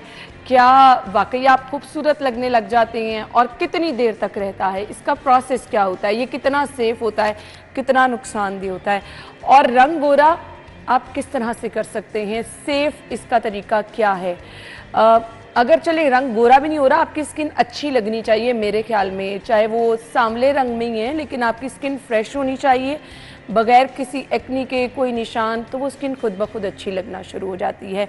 हमें तो ये पता है, बाकी हम माहिरीन की राय आपके साथ आज ज़रूर शेयर करेंगे। डर्मेटोलॉजिस्ट प्रोफेसर डॉक्टर अजीम जहांगीर साहब ने हमें ज्वाइन किया। अस्सलाम वालेकुम डॉक्टर साहब। डॉक्टर साहब मेरी गुफ्तगू सुन के थोड़ा थोड़ा मुस्कुरा भी रहे थे। डॉक्टर साहब एक्चुअली लोग ये कर रहे हैं आजकल। अब एक बच्ची जिसने मुझे बार बार ये कहा कि जी मेरा तो रिश्ता इस वजह से रिजेक्ट हो जाता है कि मेरा रंग बहुत ज़्यादा सांवला है। हमारी सोसाइटी में ये सब हो रहा है। अब उसके लिए लोग रंग गोरा करने के लिए जाते हैं। रंग गोरा करने के लिए अब जो चीज़ें हम कहते हैं कि इस्तेमाल कर लें जो सेफ़ हैं, वो थोड़ा सा डिले होता है, इंजेक्शंस ड्रिप्स लगा ले तो एकदम रंग गोरा हो जाता है। सबसे पहले मुझे बता दें करना क्या है हमने रंग गोरा करने के लिए? देखें, रंग गोरा करने में कोई हर्ज नहीं है।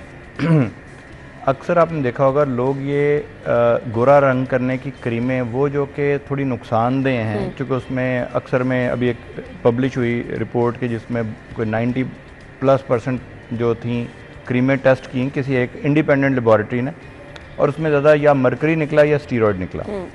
अब प्रॉब्लम यह है कि अगर आप ये चीज़ें इस्तेमाल करेंगे तो उसका लॉन्ग टर्म नुकसान हो सकता है, क्योंकि जब आप स्टीरॉयड बहुत ज़्यादा मुंह पे लगाते हैं या हाथों में कहीं पर भी लगाएंगे तो वही स्टीरॉयड जो आपका खाने से नुकसान करते हैं वो वहाँ पे जिल्द पे भी नुकसान करेंगे, और बहुत ज़्यादा अगर वो एब्जॉर्ब हो जाएं तो फिर उतने ही नुकसानदेह होंगे जिस तरह खाने वाले स्टीरॉयड होते हैं। ठीक है। तो ऐसी क्रीमों से तो इज्तनाब करना है। बहुत सारी मैंने आज आपको ला के दिखाई कि बहुत सारी ऐसी चीज़ें हैं जो कि एक एक करके हम उस पर दिखा भी देंगे लोगों को कि कौन से इंग्रेडिएंट हैं जो सेफ़ हैं। तो अगर ज़रूर रंग गोरा करना है तो फिर हमें सेफ इंग्रेडिएंट की तरफ जाना है। ठीक है। अब अक्सर जब मैं लोगों से पूछता हूं तो लोग यही आप वाली बात बताते हैं कि जी मेरा रंग चेहरे का तो गोरा हो गया लेकिन हाथ पांव खोलें तो वो भी बेहतर किए जा सकते हैं। इसमें सबसे आसान तरीका ये है कि आपने धूप से और रोशनी से बचना है। ठीक है। प्रॉब्लम यह है कि हमारे जितने सन ब्लॉक आते हैं उनमें अल्ट्रावायलेट ए और अल्ट्रावायलेट बी के खिलाफ तो होती है प्रोटेक्शन, लेकिन विजिबल लाइट के खिलाफ नहीं होती। तो वो मैंने अभी आपको यहाँ पे ला के फ़र्ज़ करें ये है अगर सन ब्लॉक, तो उसमें आपने देखना है कि इसमें इंग्रेडिएंट क्या हैं। इंग्रेडिएंट साइड पे लिखे होते हैं, और इसमें देखना ये कि इसमें अगर तो आपकी जिल्द है बहुत ही ड्राई तो आप देखेंगे कि मॉइस्चराइजिंग सन ब्लॉक होना चाहिए। ठीक है। क्योंकि वजह यह लोग क्या करते हैं कि आगे मौसम भी चेंज हो मौसम चेंज हो रहा है। अब लोग क्या करेंगे जी मैंने शायद मेरी जिल्द ड्राई हो गई, वो उसमें गलती ये करते हैं कि सन ब्लॉक जो लगाते तो हैं लेकिन ये सीबम कंट्रोल वाला लगा देते हैं। अगर आप थोड़ा सा देखें लिखा हुआ सन ब्लॉक के ऊपर लिखा हुआ आता है कि सीबम कंट्रोल है। ये वाला सन ब्लॉक जो है ये आपने लगाना है गर्मियों में, ठीक है, और ये वाला लगाना है सर्दियों में। ठीक अच्छा है। एक तीसरा सन ब्लॉक है, ये ज़रा मुझे दिखाइए। ये जो है नहीं वही वाला सन ब्लॉक जी, ये वाला जो अच्छा एक है जो एक और जब नया जो सन ब्लॉक्स आ रहे हैं उनमें लिखा होता है टिंटेड सन ब्लॉक। ये जो टिंटेड सन ब्लॉक है ये इसके अंदर एक टिंट है, यानी आपका जो आपने एक किस्म का मेकअप करना है हाँ। या जो बेस लगानी ये है तो मुश्किल आसान होगी। अच्छा अब वो प्रॉब्लम ये होता है हमारे यहाँ कि देखें ये प्रॉब्लम ये है कि ये पाकिस्तान के बने हुए हैं। प्रॉब्लम ये जब हम इम्पोर्टेड चीज़ें खरीदते तो हम दो नुकसान करते हैं। एक तो अपना ज़र मुबादला बिल्कुल बहुत ज़्यादा हम ज़ाया कर रहे हैं।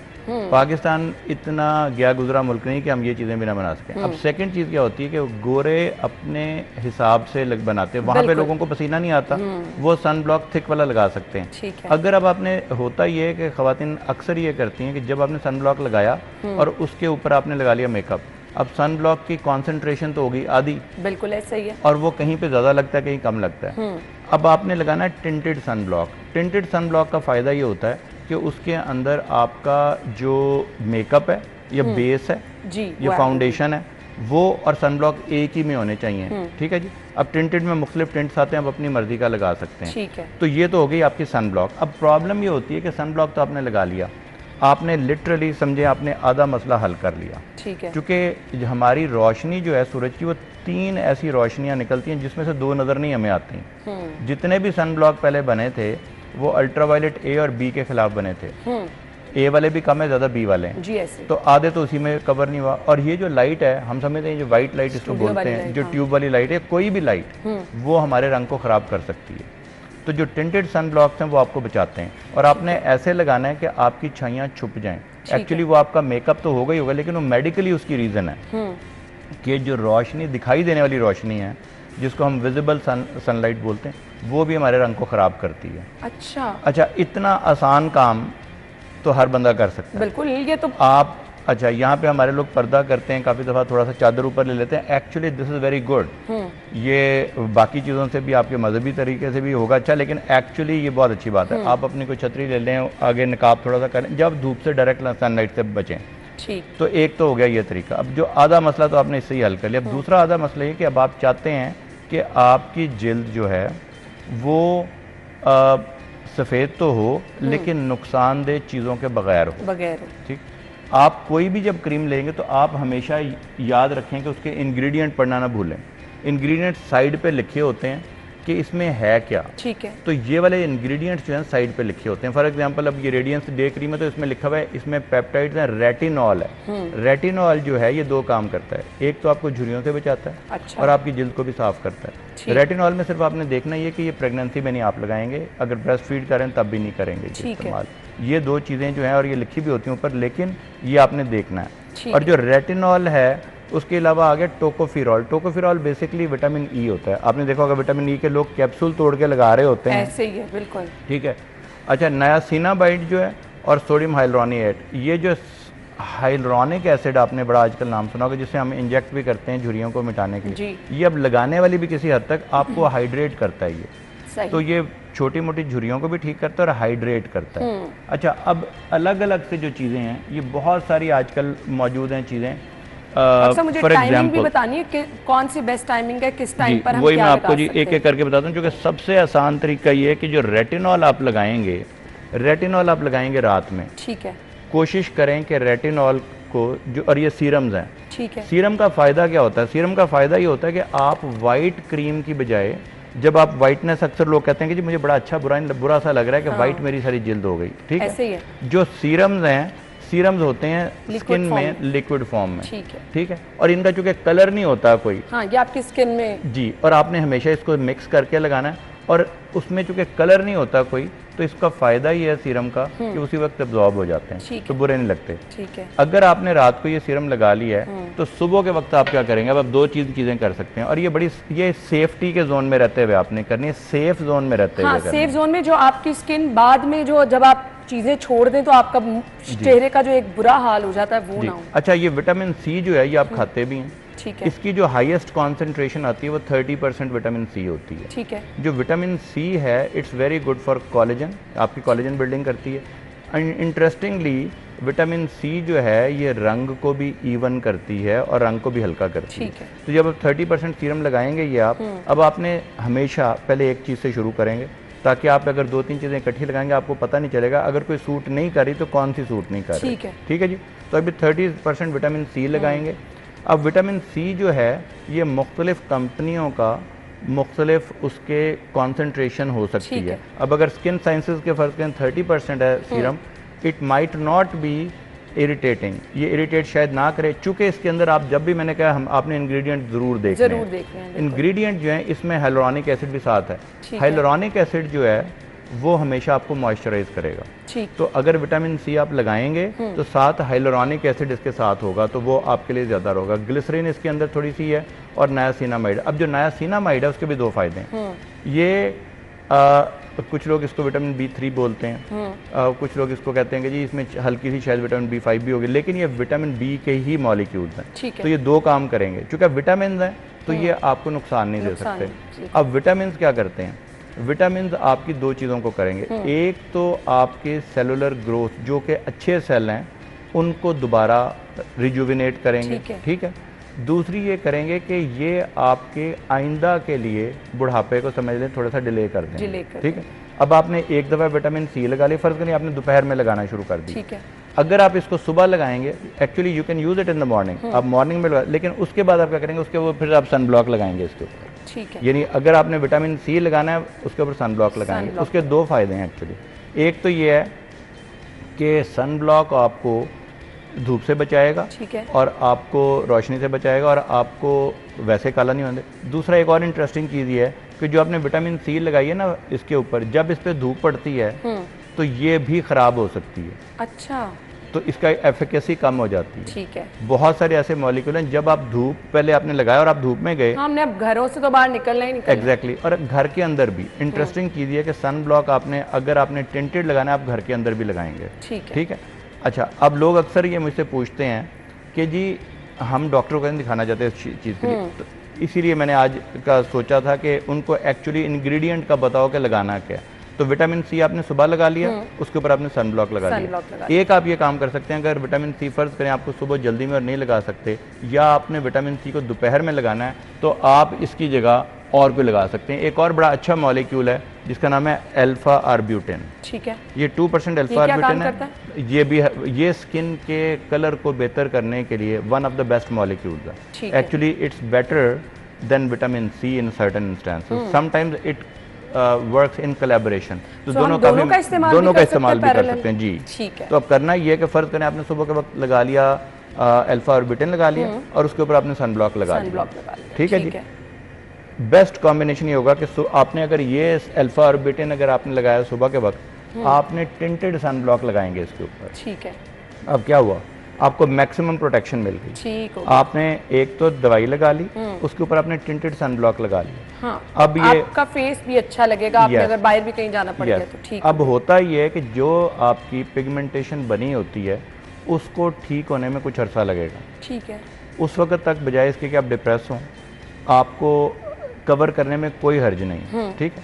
अच्छा, अब आपने सुबह अगर अल्फा ऑर्बिटन लगा लिया और ऊपर सन ब्लॉक लगा लिया, राइट, दोपहर में आपने क्या करना है, दोपहर में आपके लिए विटामिन सी आपने लगा लिया। ठीक हो गया।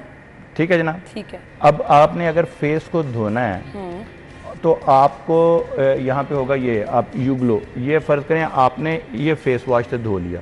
अब फेस वॉश में भी तकरीबन ऐसी चीज़ें हैं जिस तरह लिकोराइस एक्सट्रैक्ट है और कोजिक एसिड एंड अल्फा ऑर्बिटन, ये जो तीन और एस्परी एक्सट्रैक्ट, ये वो चीज़ें जो कि एक्चुअली ओवर द काउंटर हैं, ये दवाइयाँ नहीं इसको कंसिडर करते, न्यूट्रास्यूटिकल कंसिडर करते हैं, न्यूट्रिशन की चीज़ें। इससे जब आप धो लेंगे, धो के आपने अब कोजिक एसिड लगा लिया, आपने फेस को धोया, उसके ऊपर आपने लगा लिया अल्फा ऑर्बिटन और आपने सन ब्लॉक लगा लिया। ठीक हो गया। ये तो होगा सुबह की रूटीन आपकी खत्म हो गई। आपको कम से कम ये पता चल जाएगा कि आपकी स्किन के साथ आप क्या कर रहे हैं। यस, बिल्कुल ये चीज़। और दोपहर को आपने लगा लिया विटामिन सी। ठीक है। अगर आपके पास दोपहर में वक्त हो, पूरे दिन का पैकेज डॉक्टर ठीक है जी। और रात को आपने लगा लिया रेटिनॉल सीरम। ठीक है। रेटिनॉल सीरम के बाद अब आप चाहते हैं कि इसको अगर रात को आपकी स्किन थोड़ी सी आपको लगे कि ड्राई हो रही है, क्योंकि ये आपने एकदम से नहीं करना, स्टेप बाय स्टेप करेंगे। अगर आपने अल्फा ऑर्बिटन लगाना शुरू करना है, आपने एक दो हफ्ते और कोई चीज़ नहीं करनी, सिर्फ अल्फा ऑर्बिटन लगा के देखें। जब आपकी जल्द थोड़ी सी बेहतर हो जाए और आपको लगे कि इस पर कोई इरिटेशन नहीं कर रही, कोई रेडनेस नहीं हो रही, खारिश नहीं हो रही, खुश्की नहीं हो रही, तो फिर आप विटामिन सी को ऐड कर लेंगे 2-3 हफ्ते के बाद। अगर वो आपको सूट कर रही हैं दो चीज़ें, फिर आप रेटिनॉल को सूट करेंगे। सपोज आप करते हैं और आपको लगता है कि वैसे तो ठीक है सब कुछ, लेकिन ये मुझे थोड़ा सा ड्राई कर रही हैं, तो आप कोई भी अच्छा जो है, जिस तरह ये है अल्ट्रा मॉइस्ट, तो ये आपने ऑयल फ्री लेंगे आप। ठीक है। प्रॉब्लम क्या होती है कि हम चीज़ें यूज़ कर रहे होते हैं लेकिन थोड़ी सी उसमें गड़बड़ कर जाते हैं। जब आप वही मॉइस्चराइज़र जो कि आपको सूट नहीं करता, आप कहते हैं मुझे जब मैं ऑयली मॉइस्चराइज़र लगाती हूँ तो साथ ही साथ मेरे स्किन को कोई दाने निकलने लग जाते हैं, पोमेड एक्नी उसको बोलते हैं, तो आपने जब भी देखना आपने ऑयल फ्री मॉइस्चराइज़र देखना है। ठीक है। ठीक है जी। अब ऑयल फ्री मॉइस्चराइज़र आपने रात को अपनी रेटिनॉल के ऊपर भी आप लगा के सो सकते हैं। ठीक हो गया। ठीक है। अगर सुबह के वक्त फर्ज करें आपने अल्फा ऑर्बिटन लगाया और आपको लगे कि मेरी जिल्द तो बहुत अच्छी हो रही है लेकिन मुझे लग रहा है मेरी स्किन थोड़ी ड्राई रहती है, तो बजाय इसके कि आप वो लगाना छोड़ें, आप इसको लगा सकते कर लें तो आपकी स्किन ड्राई भी नहीं। बिल्कुल करेंगे। अच्छा, एक यहाँ पे है नहीं, एक सवाल मेरा है, क्योंकि हम लोग थोड़े ना जल्दबाज हैं, तो हम कहते हैं कि जो चीजें लगाना शुरू की उसके जल्दी, हम लोग को लगता है क्वांटिटी ज्यादा लगा लेंगे तो अच्छी तरह। क्वांटिटी ज्यादा नहीं लगानी, लिटरली आपने 5 ड्रॉप्स, ठीक है, 1 2 3 4 5 ड्रॉप्स लगाना और उसको मल लेना। ठीक है। अगर आपको लगाने में लिटरली मोर देन 1 मिनट लग रहा है ना, लोग कहते हैं मेरे से जी ये रूटीन नहीं होती, आप बस मेरी ड्रिप लगा दें। हाँ। वो रूटीन इसलिए नहीं होती कि आप पकड़ के उसको रगड़ते रहते हैं मुंह पे कोई 15 minute 20 minute, that is not needed. Only less than 1 minute is more than sufficient. अच्छा, कुछ लोगों को बड़ा इंटरेस्टिंग चीज़ है, कुछ लोगों को सीरम जो हैं वो रिवर्स होता है, सीरम अच्छे नहीं लगते, तो आप इसमें कोई क्रीम लगा सकते हैं। अब ये जिस तरह जो क्रीम है, क्रीमों भी आपने जब भी आपने कोई चीज़ लेनी है, आपने उसके इंग्रेडिएंट ज़रूर पढ़ने हैं कि उसके अंदर है क्या। अगर उसके अंदर भी वही चीज़ें हैं, जिस तरह कोजिक एसिड है, अल्फा ऑर्बिटन है, कोई थोड़ी रेटिनॉल है, विटामिन सी है, तो फिर आप क्रीम की सूरत में भी लगा सकते हैं। अब लोग ये समझते हैं कि जो फॉर्मुलेशन है वो क्रीम ज़्यादा अच्छी है या एक्चुअली उसके जो इंग्रेडिएंट हैं वो मैटर करते हैं। ठीक है। और कोशिश करें कि आप कोई ऐसी प्रोडक्ट ना लें जिससे आपको नुकसान हो रहा है। तो अगर आपको इरिटेशन करे उसी वक्त बंद करें, अपने डॉक्टर से मशवरा करें। यकीन माने वाइट होना कोई बड़ा बुरी बात नहीं है, लेकिन ख़तरनाक चीज़ों से वाइट होना बुरी बात है, वो बुरी बात है, उसके इन द लॉन्ग रन आपको नताइज भुगतने पड़ सकते हैं। डॉक्टर साहब ये तो हो गया ना सेफ जोन में रह के हमने क्या करना है, और थैंक यू सो मच, आपने प्रॉपर तरीके से समझा दिया कि हमें कॉम्बिनेशन क्या क्या बनाने हैं, दिन में क्या मुंह पे लगाना है, रात के टाइम आप क्या लगा सकते हैं, और मिड टाइम में आप क्या यूज़ कर सकते हैं, आपकी स्किन बहुत अच्छी रहेगी। ये एक प्रॉपर पैकेज डॉक्टर साहब ने बताया, हम अपने सोशल मीडिया पे भी शेयर ज़रूर करेंगे।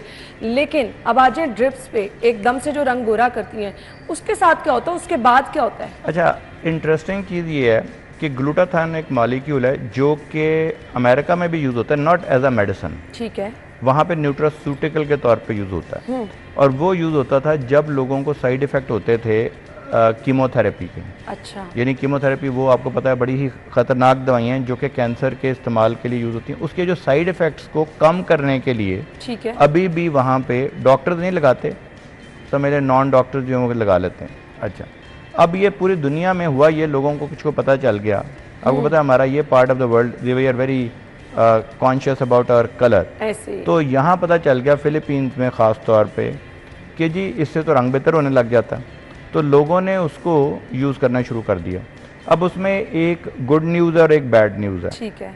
गुड न्यूज़ ये है कि वो वाकई रंग तो गोरा करती हैं, और एक और गुड न्यूज़ ये है कि लोगों ने हमारे यहाँ और फिलीपीन में और ऐसे तमाम मुल्कों में जो हमारे इर्द गिर्द हैं वहाँ पे इतनी धड़ाधड़ लगवाई कि अगर उनका बहुत ज़्यादा बड़ा नुकसान होना होता तब तक सामने आ चुका होता। ठीक है। This is not the right way. FDA या कोई बड़ी एजेंसी इस तरह कोई ट्रायल रन नहीं करेगी। ठीक है। लेकिन हमारे यहाँ बहुत सारे मुल्कों में जो हैं लोग किसी डॉक्टर की रजामंदी के बगैर भी लगवा लेते हैं, छुप के भी लगवा लेते थे। डॉक्टर साहब ब्यूटी सैलून्स वाले ऑफर कर रहे हैं। अच्छा, अब वो नुकसानदेह है, चूँकि अगर आप फैसला कर लें कि आपने ज़रूर ये ड्रिप्स लगवानी हैं, अगर चाहिए FDA ने अप्रूव नहीं की हुई, ठीक है। उसकी एक वजह यह भी हो सकती है कि चूँकि वहाँ पे रंगत का कोई मसला नहीं है, वो खुद गोरे हैं, तो उन्हें कभी इसकी ज़रूरत में पेश नहीं आई। यहाँ पे मेरी ऑब्जर्वेशन ये है over the number of years, चूँकि लोग काफ़ी दफ़ा किसी और जगह से लगवा के आते हैं और काफ़ी दफ़ा बाहर से लगवा के आते थे, तो अभी तक अल्लाह का करम है कि इससे नुकसान नहीं हुआ कोई। लेकिन ये कोई मेरी एक ऑब्जर्वेशन है जो कि इतनी एक्यूरेट नहीं हो सकती। इसके लिए प्रॉपर स्टडीज़ जो हैं उसमें कुछ हद तक कुछ लोगों ने स्टडीज़ की हैं, लेकिन नुकसान इसका अब क्या है? जो बुरी न्यूज़ है, बुरी न्यूज़ ये है कि वी डोंट नो कि लॉन्ग टर्म साइड इफ़ेक्ट क्या होगा इसका। ठीक है। हमें पता ही नहीं है कि लॉन्ग टर्म साइड इफ़ेक्ट क्या होगा। तो अगर आप लगवाएं तो किसी मुस्तनिद डॉक्टर से पहले ब्लड टेस्ट करवाएं। ब्लड टेस्ट के बाद ये देखें कि आपका लिवर फंक्शन ठीक है, किडनी फंक्शन ठीक है, CBC ठीक है, यानी बड़े बड़े टेस्ट ठीक हैं, और उसके बाद भी फिर करवाएं ताकि ये पता चले लॉन्ग टर्म को साइड इफ़ेक्ट तो नहीं है। ठीक है। इसका एक आसान हल ये है कि इन्हीं करीबों में भी आजकल जो है ग्लूटाथायोन की क्रीम्स भी आने लगी, आप ओरल खा सकते हैं। ठीक है। आजकल एक ऐसी जिसको हम लाइपोस्फेरिक बोलते हैं कि वो ज़्यादा एब्जॉर्ब हो जाएगी। ठीक है। प्रॉब्लम ये था कि ग्लूटाथायोन काफ़ी दफ़ा मैदे में जाके आपके मैदे के तेज़ाब से एक किस्म का वो जो स्टमक का जो एसिड है उससे वो डीएक्टिवेट हो जाता है, उतना ज़्यादा वो पोटेंट नहीं रहता, खून में शामिल नहीं होता, तो इसलिए लोगों को ये शौक पैदा हो गया। लेकिन मेरे ख्याल में सेफ्टी सबसे इसमें है कि जो चीज़, और ये हमेशा याद रखें, कोई भी दवाई हो जब आप उसको जिल्द पे लगाएंगे उसका कम नुकसान होगा। ठीक है। वही दवाई जब आप लेने लग जाएंगे तो उसका ज़्यादा नुकसान होने का बिल्कुल ऐसे ही है। डॉक्टर साहब आपके वक्त का बहुत बहुत शुक्रिया, बहुत आपने डिटेल में और बहुत अच्छे तरीके से समझा दिया है कि अगर आप रंग गोरा करना चाह रहे हैं उसका सेफ जोन क्या है, वो चॉइस आपकी है। बाकी ड्रिप से भी रंग गोरा हो जाता है, लेकिन वो जैसे कि डॉक्टर साहब ने बताया कि अभी उसके बारे में कुछ नहीं कहा जा सकता कि इन द लॉन्ग रन उसका नुकसान है। सेकेंडली पर्सन टू पर्सन भी बहुत सारी चीज़ें वेरी करती हैं, उसका रंग गोरा हुआ मेरा हो जाएगा ये डिपेंड नहीं करता, या उसको कोई नुकसान नहीं हुआ मुझे नहीं होगा। ये चीज़ें तो आपको ज़रूर माहिर डॉक्टर की राय के साथ ही चलना है। थैंक यू सो मच, आपके वक्त का बहुत बहुत शुक्रिया। ब्रेक होगी, ब्रेक के बाद ज्वाइन करेंगे स्टे विद अस।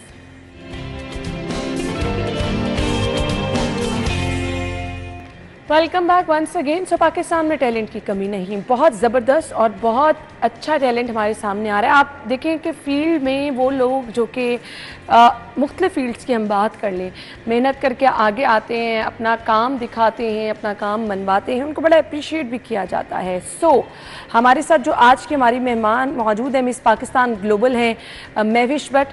उन्होंने अपने मॉडलिंग करियर को स्टार्ट कैसे किया, चूज़ कैसे किया, और अब वो कहाँ पर हैं, कहाँ से स्टार्ट लिया, उनसे जानेंगे। और बहुत सारे लोगों के लिए ये चीज़ें इंस्पिरेशन भी होते हैं, क्योंकि जब भी आपने कोई अपने लिए फील्ड डिसाइड करनी होती है ना, आप बड़े क्वेश्चन सोच रहे होते हैं।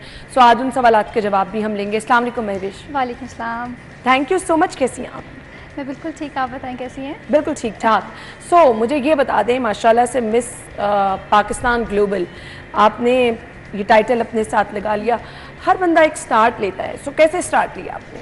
मेरा जो स्टार्ट यही था कि मुझे शौक़ था और नेशनल लेवल पे, इंटरनेशनल लेवल पे आना था, पाकिस्तान का नाम बनाना था। क्योंकि देखिए, आप कोई भी फील्ड है, हर कोई बंदा, चाहे वो डॉक्टर है, चाहे वो इंजीनियर है, चाहे वो मीडिया से है, हर कोई अपने अपने लेवल पे पाकिस्तान का नाम बना रहा है। तो आई रियली वांट कि मैं भी कुछ ऐसा करूँ, तो इस तरह से फिर मैं इसमें एंटर हो गई। ठीक है। मॉडलिंग अगर हम पहले देखें तो बिल्कुल डिफरेंट थी, अब तो बिल्कुल डिफरेंट हो चुकी है। बिल्कुल ऐसे सो आपने कहाँ से स्टार्ट लिया? रैंप वॉक की, कमर्शियल्स में, शूट्स में, कहाँ से स्टार्ट?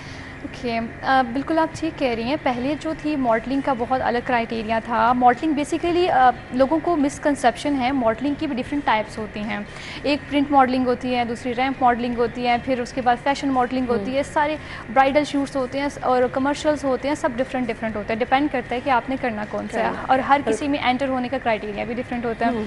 तो मेरा भी यही था। मैं वैसे कॉलेज में ऐसे स्टडी कर रही थी, और मुझे आई डोंट नो कि मुझे खुद से ही सबने अप्रोच करना स्टार्ट कर दिया। कुछ फ्रेंड्स ने, कुछ जैसे कह लें अपने टीचर्स वगैरह ने, और बाकी सब उन क्योंकि मैं अपने परफॉर्मेंस वगैरह करती थी ना, कोई भी है, हमारा फंक्शन आ रहा है, इवेंट आ रहा है और सब में जा रहे हैं, तो इस तरह से मुझे खुद ही लोगों ने अप्रोच करना स्टार्ट कर दिया। और फिर मैंने स्टडी की वजह से मैं उसे कंटिन्यू नहीं कर पाई। फिर जैसे ही मैंने अपने लास्ट ईयर था मेरी स्टडी का, सेकंड लास्ट, तो उस पर फिर मैंने स्टार्ट किया।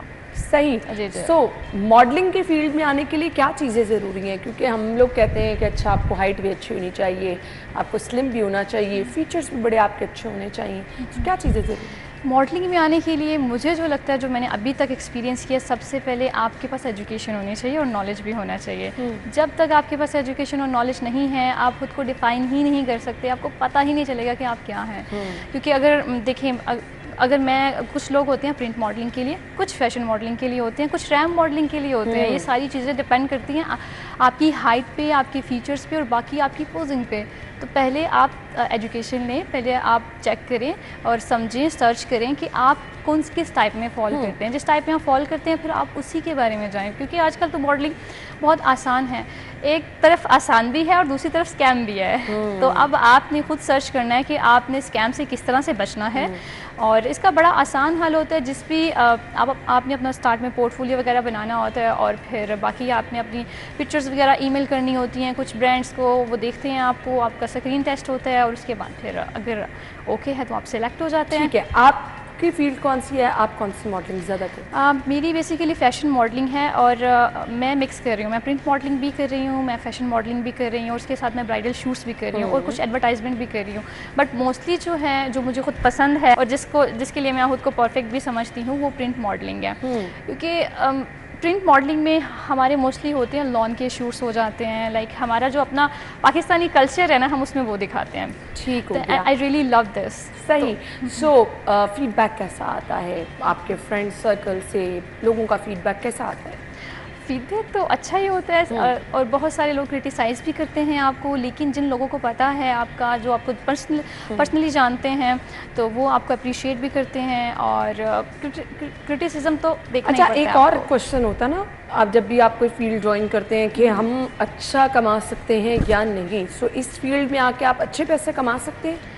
जी डेफ़िनेटली। ये है कि अगर हम देखें कि इसमें पैसा है या नहीं है, लेकिन इसमें पैसा बहुत अच्छा है। क्योंकि आप अगर दिन में अगर आप 20 जोड़े भी पहन रहे हैं, आपने जितने पर जोड़ा आप उनको आप उनको कहते हैं कि मुझे आप पे करेंगे, पर जोड़ा अब आपकी मर्ज़ी है कि आप किस तरह की मॉडल हैं, आप ज़्यादा फेमस हैं नहीं हैं, तो उस हिसाब से आप चार्ज भी कर सकते हैं।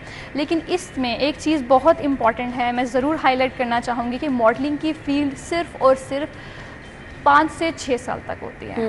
आपको इसके बाद अपनी फील्ड चेंज करनी ही पड़ती है, चाहे आप एक्टिंग में जाएँ, चाहे आप अपना कोई बिज़नेस स्टार्ट करें। लेकिन ये मैं लड़कियों को कहूँगी कि अपने जहन में रख लें कि सिर्फ मॉडलिंग से आपका काम नहीं चल सकता, इसलिए एजुकेशन बहुत इंपॉर्टेंट है। मॉडलिंग आप एज से शौक लें, ठीक है, उसके बाद आप एक्टिंग में इन हो जाओ और एक्टिंग में आप अपना करियर बनाएं, उसके बाद या फिर कोई छोटा मोटा बिजनेस कर लें आप। सो आपके प्लान्स अब क्या हैं? मेरे प्लान्स अभी तो अपनी डिग्री कंप्लीट करने के हैं फ़िलहाल, और इसके बाद यही है कि जो अपना मैं काम कर रही हूँ, जो प्रिंट मॉडलिंग और फैशन मॉडलिंग कर रही हूँ, इसको भी मैं कंटिन्यू करूँ, बिकॉज़ फ्यूचर का कुछ पता नहीं होता। आइडियाज़ बहुत सारे हैं लेकिन ब्लर हैं। जैसे अभी मैंने खुद बात की है कि मुझे पता है कि फ़ैशन की ये जो मॉडलिंग की फ़ील्ड है 4 से 5 साल तक होती है, किसी किसी की तो 2 से 3 साल तक होती है बस। तो इसीलिए मैं कुछ ऐसा ही करूँगी जो परमानेंट हो, जो कल को मैं आई डोंट नो कि कल को मैं बिज़नेस करूँगी या फिर मैंने क्या कौन सा बिज़नेस करना है। तो डेफिनेटली बाहर जाके भी काम करने का कोई प्लान है बैरून ममालिक, हमसाया मुल्क में कहीं अगर ऑफ़र हुई तो? जी डेफ़िनेटली, लेकिन आपको मैं एक बात बताऊं कि बाहर जाना, जैसे देखिए नेशनल लेवल पे भी हमारे पास इतनी मॉडल्स हैं, इंटरनेशनल कंपटीशन बहुत ज़्यादा है, तो अगर हुआ तो डेफ़िनेटली मैं ज़रूर चाहूँगी। चले जी, गुड लक, और हम ज़रूर आपका काम भी बहुत ज़बरदस्त है, ज़रूर जो लोग ये फील्ड ज्वाइन करना चाहते हैं, अब जैसे कि हमें महविश ने बताया कि आप इस फील्ड में भी आगे बढ़ सकते हैं, बहुत अच्छे पैसे कमा सकते हैं। सो ऑप्शंस आपके पास बहुत सारी होती हैं, मॉडलिंग की भी आगे डिफरेंट कैटेगरीज होती हैं, तो वो आप अपने मुताबिक उसको जो है वो इंतखाब कर सकते हैं। थैंक यू सो मच, आपके वक्त का बहुत बहुत शुक्रिया। हम ब्रेक के बाद आपको ज्वाइन करेंगे, स्टे विद अस।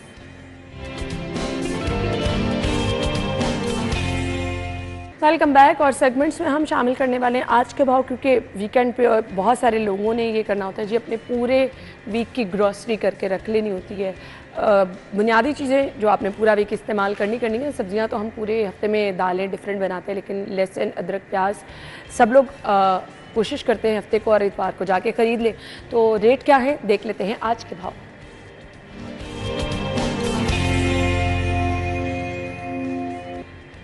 अच्छा जी, आज की रेट लिस्ट के लिए हमारी रिपोर्टर बाहर मौजूद है जी। ओपन मार्केट में रेट क्या है मायदा से हम जानेंगे। Over to you. बढ़ती सब्जियों की कीमतों ने शहरियों को अच्छा खासा परेशान कर दिया। खास तौर पे जो हमारा सफ़ेद पोश तबका है वो इससे अच्छा खासा मुतासिर होता हुआ दिखाई दे रहा है। गरीब शख्स का कहना है कि सब्जियां जो है उनकी बढ़ती कीमतों से हम बहुत परेशान हैं, क्योंकि जब सब्जियां लेने जाते हैं तो उनकी जेब इतनी इजाज़त नहीं देती कि महंगे दामों सब्जियां खरीद कर अपने घर का कम अज़ कम एक वक्त का चूल्हा जला सकें। सब्जियों के रेट लिस्ट आपके साथ शेयर करते चलेंगे। आलू की सरकारी कीमत 55, जबकि ओपन मार्केट में 60। प्याज दर्जे अव्वल 142, जबकि बाहर ओपन मार्केट में 145 तक फरोख्त हो रहा है। टमाटर की बात करें तो 70 की बजाय 75 रुपए में फरोख्त हो रहा है। अदरक जो है सरकारी नर्ख 830, जबकि ओपन मार्केट में 850 तक फरोख्त किया जा रहा है। लहसुन सरकारी जो है वो 415, जबकि ओपन मार्केट में 450 तक फरोख्त हो रहा है। मटर जो है वो इस टाइम सरकारी कीमत 300, जबकि बाहर ओपन मार्केट में 310 तक फरोख्त हो रहा है। शिमला मिर्च की बात करें तो 240 सरकारी नर, जबकि ओपन मार्केट में 250 रुपये तक फरोख्त किए जा रहे हैं। बैंगन की कीमत इस टाइम 62, जबकि बाहर ओपन मार्केट में 65 तक फरोख्त किए जा रहे हैं। सब्ज मिर्च की बात करें तो 165 सरकारी नर्ख, जबकि ओपन मार्केट में 167 तक फरोख्त किए जा रहे हैं। सफ़ेद पोश तबके का कहना है कि हुकूमत बढ़ती कीमतों को कंट्रोल करने में नाकाम है, जिसके बायस शहरियों दुकानदारों की दुकानदारी भी मुतासिर होने के साथ साथ शहरियों के लिए भी सब्जियां खरीदना जो है वह मुश्किल तरीन मरहला बन चुका है। Thank you so much. Basically एक आइडिया हो जाता है कि अगर आप मार्केट में जा रहे हैं सब्जी खरीदने के लिए तो आपको कौन सी सब्जी किस कीमत में मिल सकती है, लेकिन अगर आप पोश इलाके में हैं तो वहाँ के रेट अलहदा होंगे। अनफॉर्चुनेटली अगर आप जिस इलाके में रह रहे हैं हर जगह पे रेट डिफरेंट होते हैं जी। अब जो रेट लिस्ट होती है उस पर जहाँ कहीं पे भी अमल हो रहा होता है उसकी कैटेगरी बिल्कुल से अलहदा होती है। सो ये नहीं हो सकता कि जो हमने आपको रेट बताएं 1, 2, 3 रुपए का फ़र्क होगा, लेकिन एज इट इज़ रेट ये नहीं होते, और ये अलमिया है क्योंकि हमने जो रेट लिस्ट जारी की होती है उसके मुताबिक कहीं पर सब्जियाँ मिल रही हैं, ये तो पॉसिबल ही नहीं होता। थैंक यू सो मच मायदा, हमारे साथ मौजूद थी। अच्छा जी, आपने मैं ज़रूर अपना फीडबैक भी देना है, अपनी सजेशंस भी देनी है।